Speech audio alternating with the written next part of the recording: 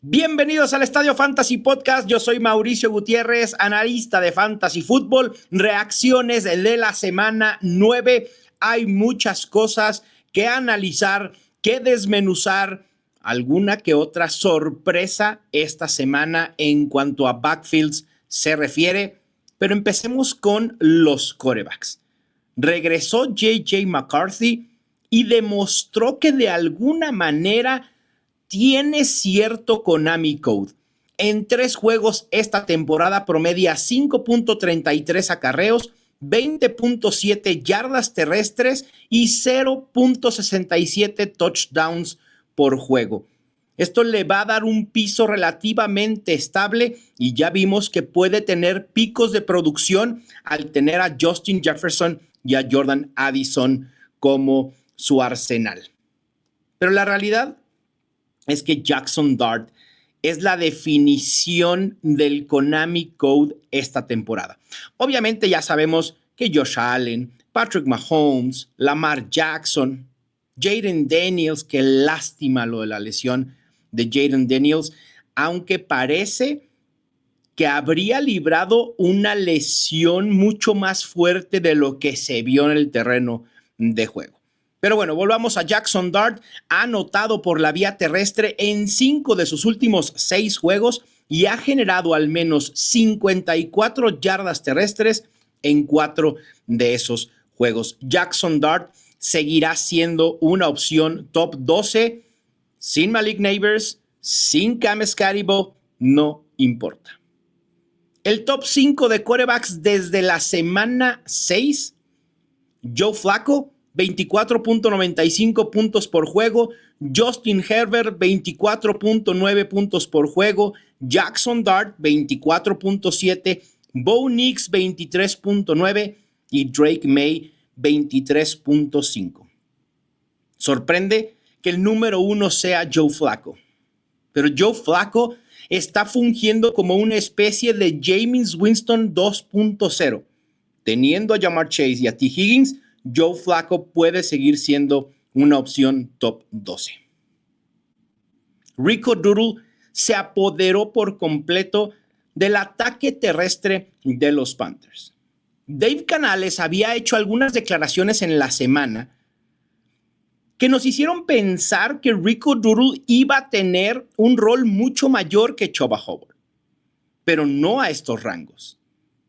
Dowdle terminó con el 74.1% de snaps, el 84% de los toques y frente a una defensa muy sólida como los Packers, generó 130 yardas por tierra, 2 touchdowns, 3 targets, 2 recepciones, 11 yardas. Chuba Hubbard solo jugó en el 20.4% de snaps y tuvo 16% de toques. Rico Dowdle para el resto de la temporada perfila ser un running back 2 alto con semanas en las que pueda colarse al top 12 sin duda alguna. Rico Dowdle está demostrando, como lo hizo el año pasado con los Cowboys, que cuando se le da volumen suficiente puede producir en rangos de un running back 2 en fantasy. Quien no sé si vaya a poder producir en esos rangos es TreVeyon Henderson, porque aún sin Ramondre Stevenson, TreVeyon Henderson no pudo ser un caballo de batalla, o más bien los Patriots no quisieron darle tratamiento de caballo de batalla. Por algo será. Jennings tuvo el 40% de los toques. Jennings, un prácticamente absoluto desconocido. TreVeyon Henderson tuvo el 60% de los toques, 14 acarreos, 55 yardas, 6 targets, 4 recepciones, 32 yardas recibidas. No fue una mala producción per se, pero quien anotó en este backfield de los Patriots fue Jennings y no Henderson. Yo no estoy seguro que Henderson vaya a suceder a los rangos que creímos como un running back 2 medio sólido en fantasy, al menos no esta temporada. Los Giants emplearon un comité sin Cam Skattebo. Y es de las cosas que a veces es muy complicado perfilar, porque absolutamente todos creímos que este backfield se iba a ver como el año pasado cuando no figuraba Cam Scatterbo, cuando las únicas dos opciones eran Tyrone Tracy y Devin Singletary. Tyrone Tracy le quitó la chamba a Singletary por completo en la segunda mitad de la temporada y creímos que esa inercia iba a suceder nuevamente. Pero no fue así. Devin Singletary superó a Tracy en snaps, 55.4%, y tuvo el 62% de los toques. Singletary tuvo 8 acarreos para 43 yardas, nada espectacular. Vamos a ver si Tyrone Tracy eventualmente puede convertirse en el corredor principal en este equipo, pero por ahora este es un mal panorama para Fantasy, un dolor de cabeza, y también obviamente pues habríamos hecho una muy mala inversión en waivers al haber ido por Tyrone Tracy, pero ni modo. Son movimientos que tenemos que hacer cuando especulas en lo que crees que va a suceder en un backfield, o con unos receptores, o con un tight end, como lo vamos a ver más adelante con Luke Musgrave ante la ausencia de Tucker Kraft. R.J. Harvey tiene 3 juegos consecutivos con una recepción para touchdown. Su utilización ha ido ligeramente en aumento, pero no está en rangos de poderlo colocar como una opción sólida, relevante, confiable cada semana. Ha tenido al menos 6 toques en 5 de sus últimos 6 juegos. Es muy poco volumen. En los Vikings vimos cómo la semana pasada regresó Aaron Jones y forzó un comité con Jordan Mason.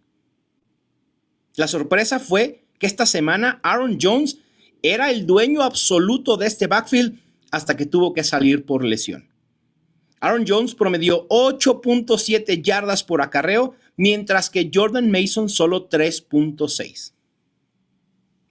Los toques de Josh Jacobs han ido a la baja. No sé si tenga que ver con la lesión de Josh Jacobs o con el hecho de que los Packers pretendan dosificar su volumen de cara a diciembre y enero. De las semanas 1 a la 4 promedió 22.5 toques. De la semana 6 a la 9 promedia 18.5.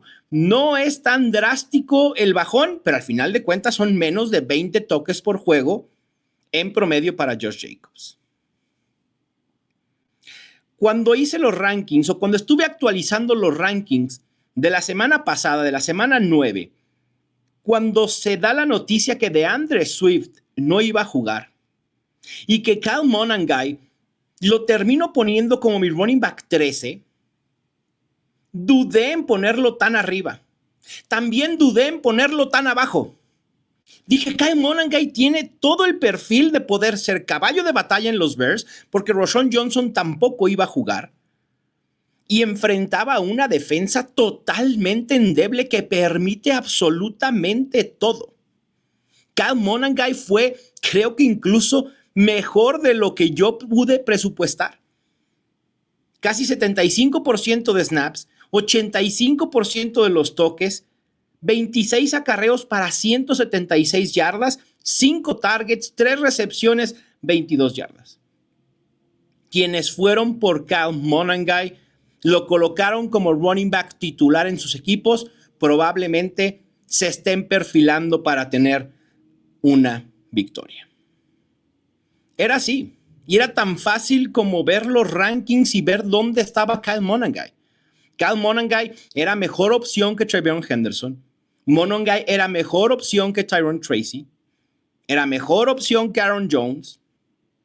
Y así el listado. Solo había 12 corredores que prefería por sobre Monangai esta semana.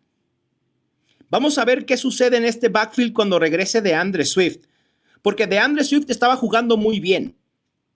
Pero ya vimos que Chuba Hubbard también estaba jugando muy bien antes de su lesión, y cuando regresó se encontró con un Rico Dowdle vuelto loco en producción.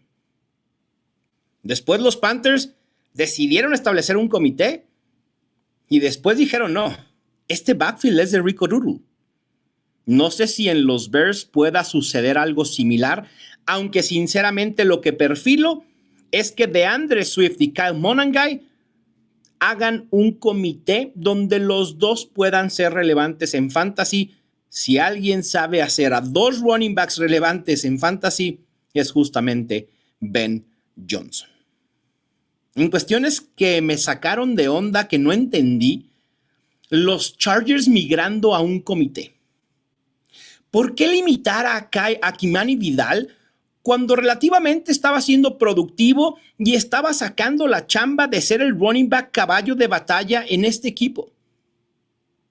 Llega Patterson y tiene el 41% de los toques. Y esto no fue un juego tan a favor de los Chargers como para creer que la participación de Patterson y el poco involucramiento de Vidal comparado a lo que veníamos teniendo se debió por el desarrollo del juego.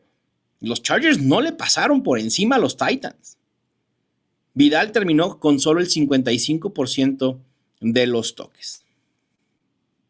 Llega el momento en la temporada en la que tienes que sacar la bandera blanca y decir, no va a suceder. Y es el caso con Breshad Smith.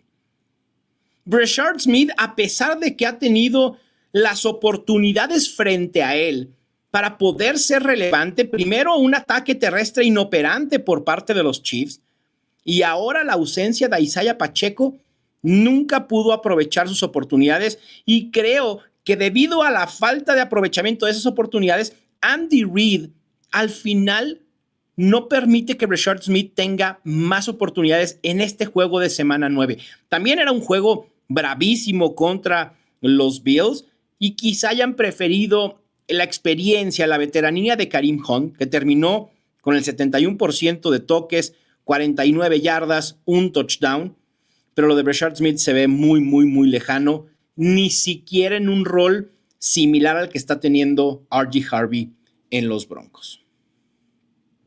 Bueno, Caleb Williams terminó con más yardas recibidas que Rome Odunze.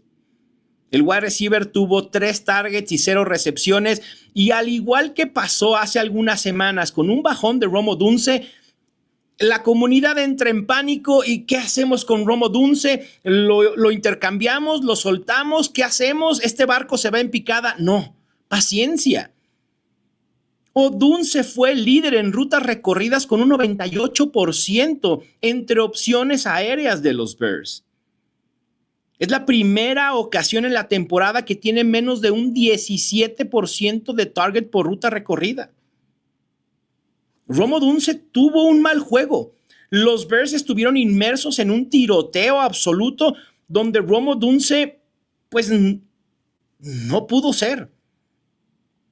Pero este juego pudo haber sido de explosión para Rome Odunze, así como lo fue para Colston Loveland.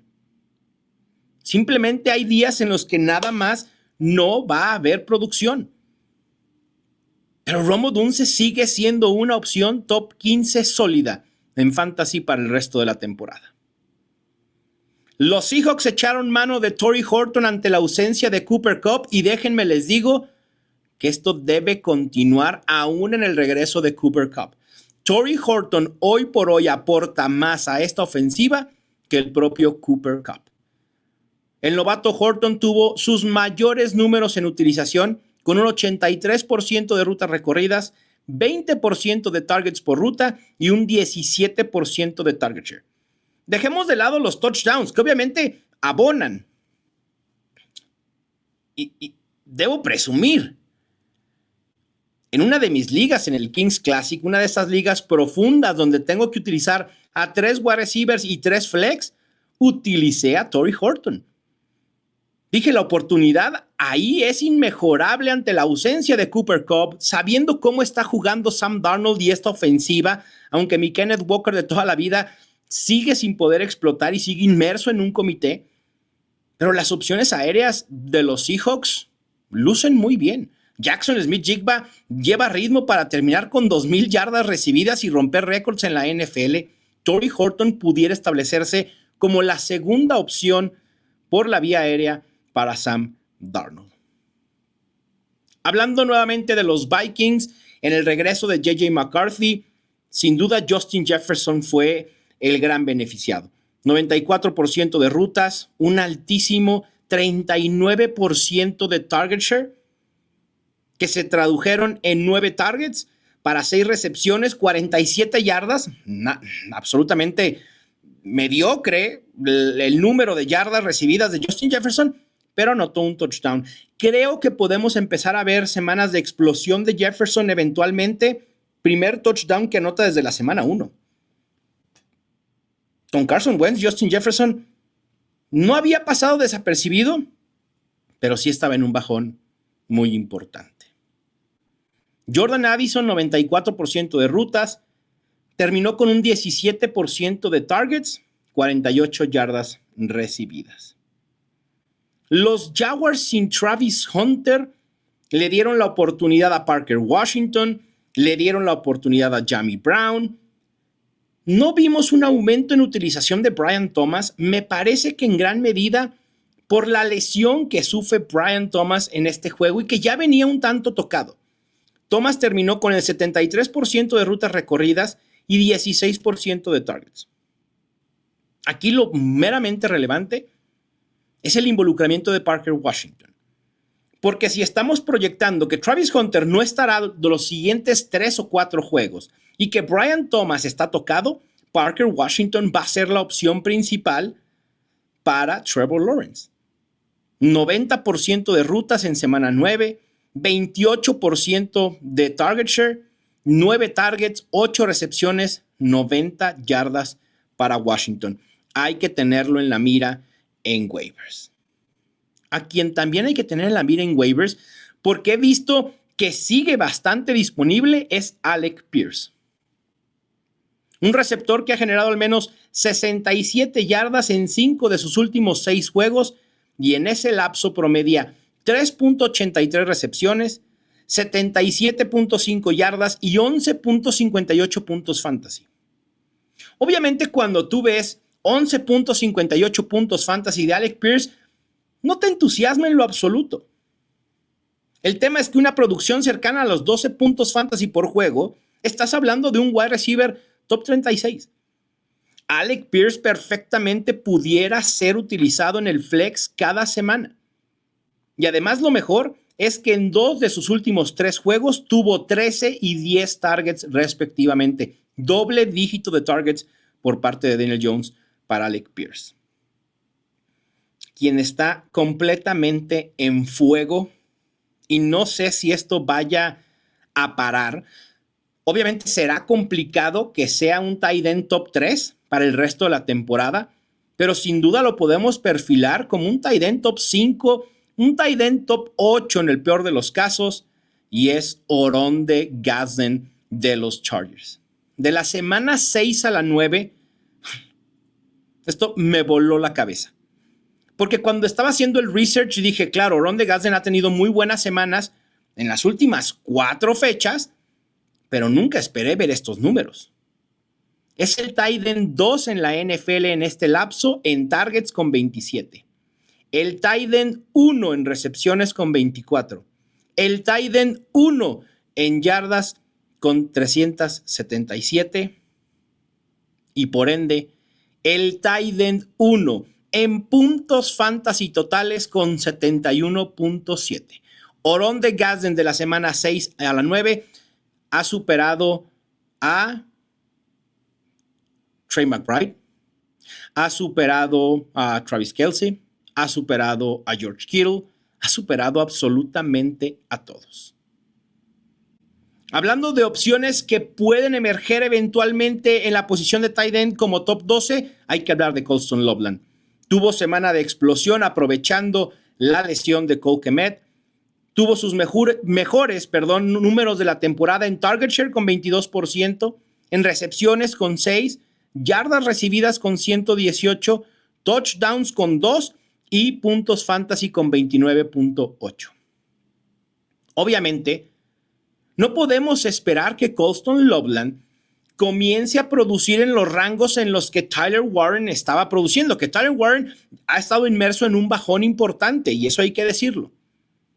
Pero no esperemos 20 puntos fantasy de Colston Loveland de la noche a la mañana de manera constante cada semana. Las buenas noticias es que lleva 2 semanas con al menos 75% de rutas recorridas. Es posible que los Bears comiencen a utilizarlo de esta manera y así pueda convertirse en una opción top 12. Pero hay que tener las expectativas correctas con Loveland. Si explota eventualmente y puede ser un top 8, top 5, perfecto. Pero por ahora hay que perfilarlo como un posible top 12, sí y solo sí los Bears continúan utilizándolo como lo han hecho en las últimas 2 semanas. Hablando de la lesión de Tucker Kraft, una lástima. Cuando sucede la lesión se vio muy feo, pero después en Twitter algunos doctores decían puede ser el ligamento medio colateral, lo cual daba esperanzas de que Tucker Kraft perdiera quizá 4, 5, 6 semanas y pudiera regresar para los Packers, pero al final del juego sucedió lo peor. Ligamento anterior cruzado, una lesión que lo va a marginar por los próximos 6, 7 meses. Ojalá que Tucker Kraft regrese para los Packers en 2026 al mismo nivel que lo estaba haciendo. Un tight end muy eficiente, muy versátil, muy dinámico, algo que no es Luke Musgrave. Si bien Musgrave perfila para ser una de las mejores opciones en waivers esta semana, jugó en el 23 de 29 snaps tras la lesión de Kraft. Yo no esperaría una producción siquiera similar de Musgrave a la que estaba teniendo Kraft. Porque además tenemos esta rotación de wide receivers. Quizá Jordan Love comience a recurrir más a sus receptores que a su tight end, aunque yo sé que el sistema ofensivo depende de utilizar al tight end, pero puedes empezar a utilizar más opciones de wide receiver que alineen en el slot. Es decir, es una incógnita lo que va a pasar con el juego aéreo de los Packers. Pero hay que especular, hay que ir por Luke Musgrave y después ver y enterarnos cuál va a ser su utilización y eventualmente cuál será su producción. En donde la producción puede ser engañosa es con Mark Andrews. 16.6 puntos fantasy, terminó como el tight end 5 y todo el mundo puede decir, Mark Andrews está de regreso, venga. No. Mark Andrews no está de regreso. La producción esta semana en específico, de manera circunstancial, estuvo de regreso. Pero la utilización de Mark Andrews sigue estando por los suelos. Mark Andrews con esta utilización sigue siendo una opción todo o nada. Y así como puede terminar como el tight end 5 con 16 puntos, la siguiente semana puede terminar como el tight end 24 con 2 puntos fantasy. 63% de rutas recorridas, 12% de targets por ruta recorrida y lo peor de todo es que con el regreso de Lamar Jackson tuvo su porcentaje de target share más bajo desde la semana 2, solo 10%. Ni modo, Mark Andrews no está siendo utilizado como para poder confiar en él como una opción sólida cada semana de decir, va a ser top 12, ¿no? ¿Tendrá semanas de explosión? Claro, sin duda. Pero no sabemos cuáles van a ser, porque su utilización es demasiado volátil. O más bien la utilización lo hace convertirse en una opción muy volátil. Hubo muchas lesiones esta semana. Hay que echar ojo en lo de Jayden Daniels, obviamente. Los running backs Aaron Jones y Samaje Perine. Los receptores Puka Nacua, T. Higgins, Brian Thomas, Keyshawn Boutte, Matthew Golden y Darius Slayton. Y los tight ends Tucker Kraft y Cole Kmet. Para entrar en waivers, a manera de especulación, porque varios de los nombres que ya analizamos estarán en la lista de waivers, pero vamos a recapitular rápidamente. Quarterbacks, Joe Flacco, J.J. McCarthy, por ahí en ligas un poco más profundas, Marcus Mariota promedió prácticamente 16 puntos fantasy en 3 juegos como titular en ausencias de Jayden Daniels. En cuanto a running backs, no hay muchas opciones relevantes esta semana. Yo no estaría intentando perseguir running backs en semana 10. Tajay Spears, el propio Devin Singletary, que ya lo comentamos, a Isaiah Davis de los Jets, si es que Breece Hall termina por ser intercambiado antes del día 4 de mañana martes. Dylan Sampson especulando con la lesión de hombro de Quinshon Judkins. Devin Neal de los Saints. Cuando se lesiona Kendre Miller, perfilamos que quizá Alvin Kamara iba a tener una mayor participación, que su producción a través de esa mayor participación pudo haber aumentado. No sucedió. Los Saints son un desastre y Alvin Kamara no es el futuro en la posición de running back para los Saints. Es posible que en algún momento, dudo que Alvin Kamara vaya a ser intercambiado, pero yo no dudaría que en algún momento los Saints digan, ¿sabes qué? Sabemos que Alvin Kamara no es nuestro futuro por edad, por situación contractual. Vamos a ver qué tenemos en nuestro novato David Neal para ver si podemos confiar en él o tenemos que palomear la posición de running back para buscar opciones en el draft. Por ahí también Blake Corum puede ser una opción. Ha estado forzando de alguna manera comité con Karen Williams y pues Jared Patterson de los Chargers en ligas un poco más profundas. De receptores, Alec Pierce, Parker Washington, Torrey Horton, Christian Watson, Trey Tucker y Kemir Dyke de los Titans. También hay rumores de que Calvin Ridley pudiera ser intercambiado. De tight ends, pues obviamente Colston Loveland. Dalton Schultz creo que puede ser una opción mucho más confiable. Digo mucho más entre comillas porque en estos rangos de tight ends no hay confiabilidad, esa es la realidad. Pero si comparas uno a uno es más confiable que el otro. Y me estoy refiriendo a Dalton Schultz contra Luke Musgrave. Yo preferiría ir por el tight end de los Texans que por el tight end de los Packers. Luke Musgrave parece ser una opción de waivers más para ligas un tanto profundas. Me parece que en ligas de 10 equipos puede haber mejores opciones en waivers.